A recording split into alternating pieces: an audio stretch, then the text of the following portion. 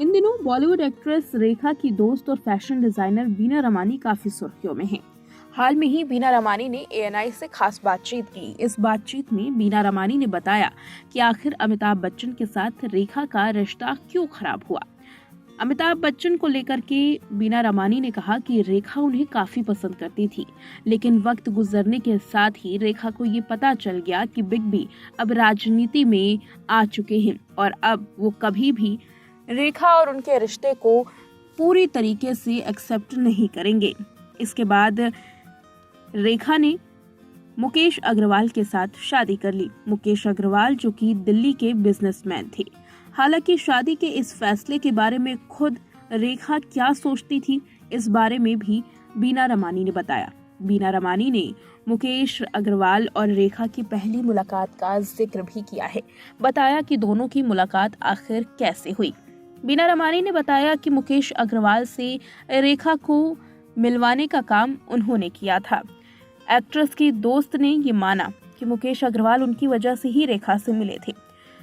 उन्हें मुकेश के बारे में एक दोस्त से पता चला और बाद में दिल्ली में एक पार्टी में उनसे मुलाकात हुई।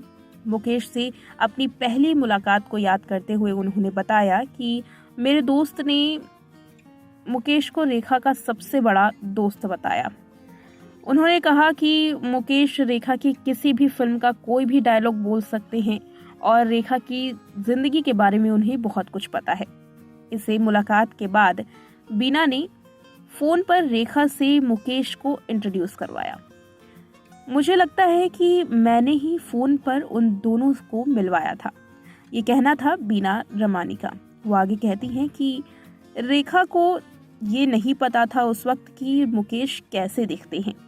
उन्होंने मुकेश से 2-3 मिनट बात की और फिर मुझे उनका नंबर देने के लिए कहा। उन्होंने मुझसे कहा कि मैं अपना नंबर मुकेश को ना दूं।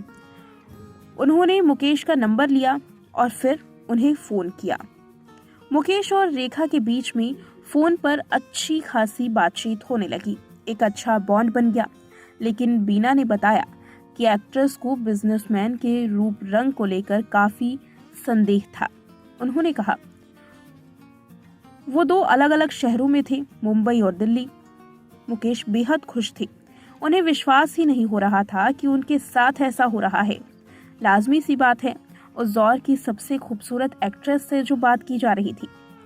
फिर उन्होंने एक दूसरे की फोटोज भेजी और फिर रेखा ने मुझे फोन करके ये पूछा कि क्या तुम उन्हें मेरे बगल में खड़े देख सकती हो।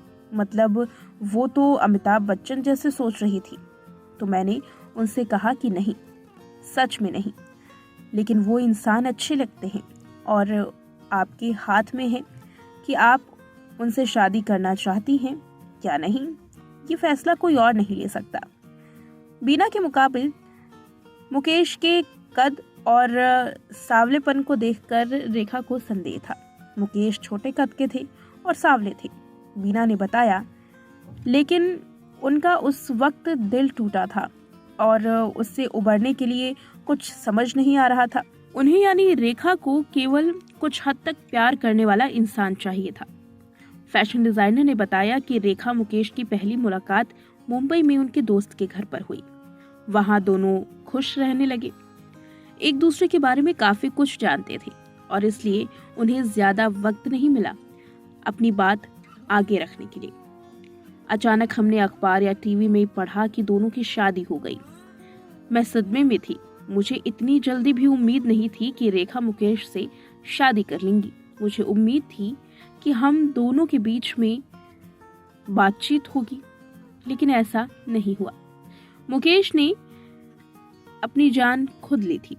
मुकेश की आत्महत्या के बारे में बीना ने बताया कि दोनों की शादी इमेजिनरी थी, क्योंकि वो दोनों अलग अलग शहरों में बिल्कुल अलग अलग लाइफ जी रहे थे। उन्होंने कहा कि रेखा लंबे समय से मुंबई में रह रही थी, इसलिए उनकी लाइफ उनके शहर के हिसाब से थी और दिल्ली में उनका ढलना नामुमकिन था।